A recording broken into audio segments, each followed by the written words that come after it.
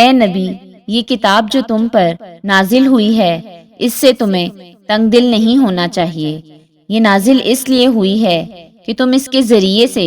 لوگوں کو ڈر سناؤ، اور یہ ایمان والوں کے لیے نصیحت ہے۔ لوگوں، جو کتاب تم پر تمہارے پروردگار کی ہاں سے نازل ہوئی ہے اس کی پیروی کرو، اور اس کے سوا اور رفیقوں کی پیروی نہ کرو، اور تم کم ہی نصیحت قبول کرتے ہو۔ اور کتنی ہی بستیاں ہیں کہ ہم نے تباہ کر ڈالی جن پر ہمارا عذاب یا تو رات میں آتا تھا جب کہ وہ سوتے تھے، یا دن کو جب وہ قیلولہ یعنی دوپہر کو آرام کرتے تھے۔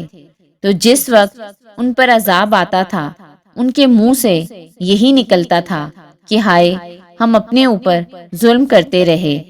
تو جن لوگوں کی طرف پیغمبر بھیجے گئے ہم ان سے بھی پرسش کریں گے اور پیغمبروں سے بھی پوچھیں گے، پھر اپنے علم سے ان کے حالات بیان کریں گے، اور ہم کہیں غائب تو نہیں تھے۔ اور اس روز اعمال کا تلنا برحق ہے،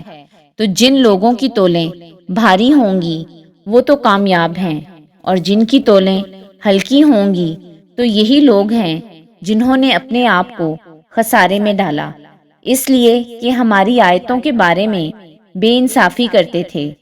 اور ہم ہی نے زمین میں تمہارا ٹھکانہ بنایا اور اس میں تمہارے لیے اسباب معیشت پیدا کیے، مگر تم کم ہی شکر کرتے ہو۔ اور ہم ہی نے تم کو ابتدا میں مٹی سے پیدا کیا، پھر تمہاری شکل و صورت بنائی، پھر فرشتوں کو حکم دیا کہ آدم کے آگے سجدہ کرو، تو سب نے سجدہ کیا، لیکن ابلیس کہ وہ سجدہ کرنے والوں میں شامل نہ ہوا۔ اللہ نے فرمایا، جب میں نے تجھ کو بھی حکم دیا تھا تو کس چیز نے تجھے سجدہ کرنے سے باز رکھا؟ اس نے کہا کہ میں اس سے افضل ہوں، مجھے تو نے آگ سے پیدا کیا ہے اور اسے مٹی سے بنایا ہے۔ فرمایا،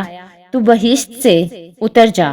تجھے شایان نہیں کہ یہاں تکبر کرے، پس نکل جا کہ تو ذلیل لوگوں میں سے ہے۔ اس نے کہا، مجھے اس دن تک مہلت عطا فرما جس دن لوگ قبروں سے اٹھائے جائیں گے۔ فرمایا، اچھا، تجھ کو مہلت دی جاتی ہے۔ بولا کہ مجھے تو نے گمراہ کیا ہی ہے، میں بھی تیرے سیدھے رستے پر ان کو گمراہ کرنے کے لیے بیٹھوں گا، پھر ان کے آگے سے اور پیچھے سے، دائیں سے اور بائیں سے، غرض ہر طرف سے آؤں گا، اور تو ان میں سے اکثر کو شکر گزار نہیں پائے گا۔ اللہ نے فرمایا، نکل جا یہاں سے پاجی مردود، جو لوگ ان میں سے تیری پیروی کریں گے میں ان کو اور تجھ کو جہنم میں ڈال کر تم سب سے جہنم کو بھر دوں گا، اور اے آدم، تم اور تمہاری بیوی بہشت میں رہو، سہو اور جہاں سے چاہو اور جو چاہو نوشے جاں کرو،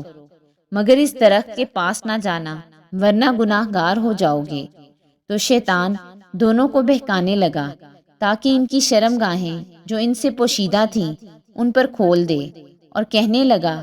کہ تم کو تمہارے پروردگار نے اس درخت سے صرف اس لیے منع کیا ہے کہ تم فرشتے نہ بن جاؤ، اور ان سے قسم کھا کر کہا کہ میں تو تمہارا خیر خواہ ہوں۔